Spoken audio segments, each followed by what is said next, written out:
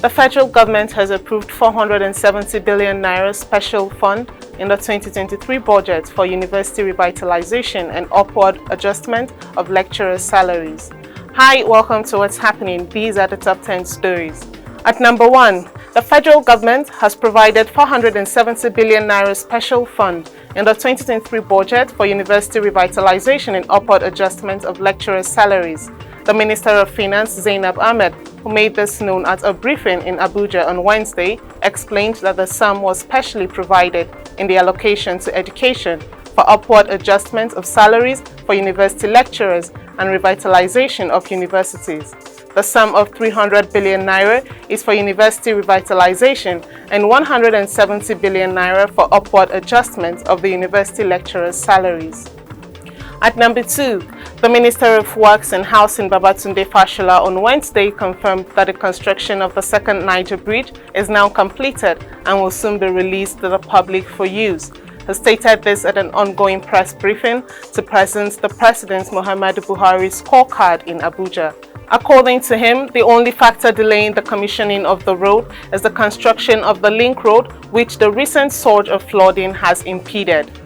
At number 3, the federal government has appealed to the Nigerian Labour Congress to repeal its opposition to the registration of the 2 new academic unions in the Nigerian public university system.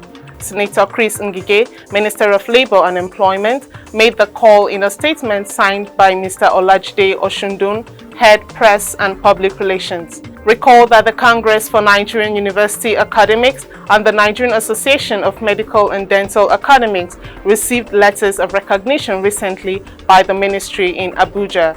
However, in a letter to Ngige, the president of NLC, Mr. Ayuba Waba, demanded for the withdrawal of the letters issued to the unions on the grounds that their registration contravened the laws guiding trade unionism.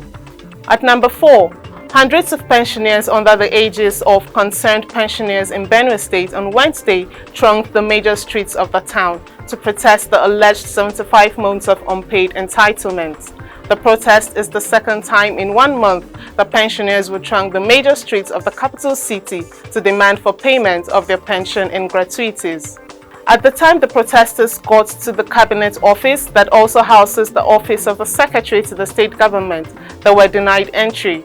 Vice Chairman of the pensioners, Comrade Stanley Okwanya, who led the protest, told journalists outside the gate of the board that they would not relent until their money is fully paid. The chairman of the pension board, Taina Ahua, who received the protesters behind the locked gate, said he would take their complaints to his principal and thereafter respond to them. At number 5, the National Agency for the Prohibition of Trafficking in Persons has arrested 3 suspected trans-border human traffickers in Osun State. Efe Ekrika, NAPTIP zonal commander, on Wednesday in Oshowo, said that the suspects were members of a syndicate that specialized in recruiting young girls for prostitution.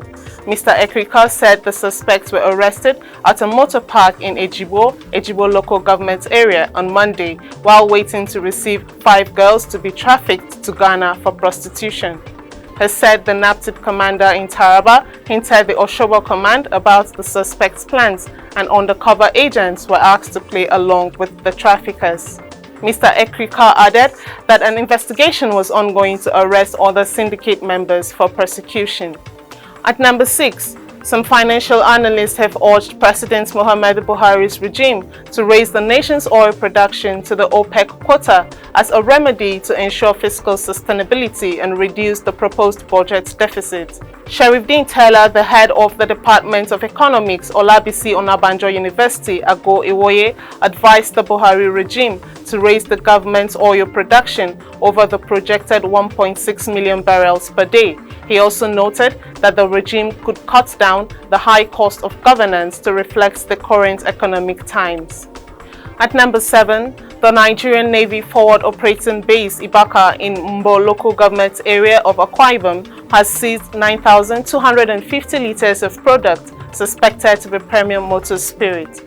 The base operating officer, Lieutenant Commander Daniel Onyemeze, disclosed this while handing over the exhibits to the Nigerian Security and Civil Defense Corps at Ibaka on Wednesday. Onyemeze explained that the seizures were made on Saturday, September 24th and on Tuesday, October 11th, respectively, during routine patrol operations by base operatives of the waterways. The Chief Superintendent Corps, Mr. Sunday Edem, head of Anti-Vandal Unit of NSCDC, received the exhibits on behalf of the NSCDC State Commandant, Mr. Suleiman Mafara. He said that he would ensure that the exhibits reach the office for further investigation and prosecution of the suspects. At number 8, a group of women under the aegis of the League of Women Voters of Nigeria has alleged marginalization of women in the nation's political space by their male counterparts. President of NILOV, Dr. Mrs. Esther Udehi, and the group's National Secretary, Chief Barrister Mrs. Veronica Ngozi Osoho, addressing a press conference in Abuja on Wednesday, demanded that women be given all the support they need to participate and win elections. They implored political parties to deliberately create space for women in their parties, as well as on the political parties' campaign councils. They also called on INEC to resist pressure from politicians who are opposed to the deployment of the bimodal voters accreditation system for the 2023 elections.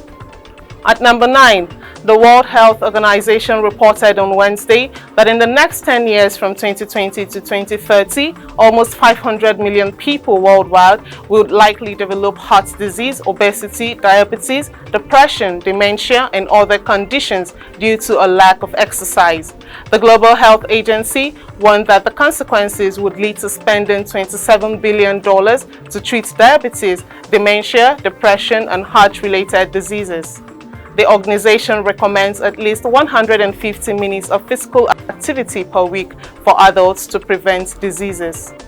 Finally, at number 10, the Kogi State Polytechnic security operatives have arrested one Mr. Abimaje Shitu, a 25-year-old native of Egume Dekina local government area of Kogi State, for impersonating an inspector of police and possessing a misleading identification card. A statement issued by the public relations officer of the institution, Omale Oredo, stated that Shitu was apprehended by the security personnel of the Polytechnic on Saturday, October 15, 2022, while trying to make his way to the Polytechnic main campus in Lokoja. Shitu, who claimed to be a national diploma graduate of accountancy, revealed that the fake identification card with the name Abdullahi Saduki in his possession was given to him by his late brother, Ekele Ahiaba, a native of Ayemba, Dekina local government area. Mr. Oredo noted that Shitu has been handed over to the appropriate security agency for onward investigation.